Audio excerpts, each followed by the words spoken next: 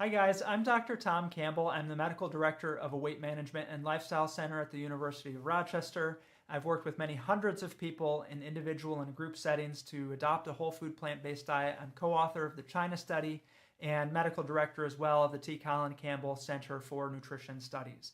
I'm going to talk about two of the most common mistakes I see people make who are actually and genuinely following a whole food plant-based diet, but not quite getting the results that they want.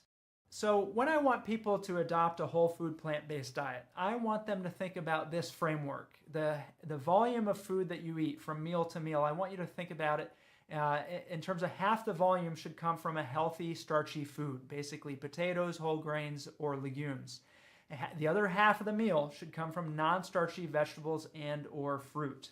All right, and so if you are doing that, you are likely going to do very, very well. Of course, that means also avoiding animal foods and avoiding processed foods, including added sugars and added fats.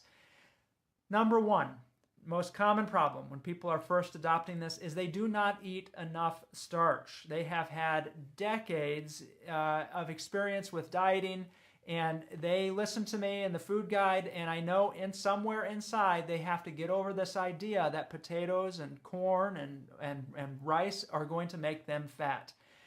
They need to eat more starch. So a meal for them might be the very typical kind of dieting lunch, just a salad with no beans, no grains, and they're just going to muscle through these low-calorie lunches. Well, let me tell you, it's not sustainable. You're not going to stick with it if you don't have a healthy starch with your meals. So very commonly, I'm telling people you need to eat more food. You need to eat more volume, and you need to include a starch at every meal. That's a big hurdle and a big change for many, many people. So let's say you get that, you get through that, and now you're more established with a whole food plant-based diet and more advanced, I would say.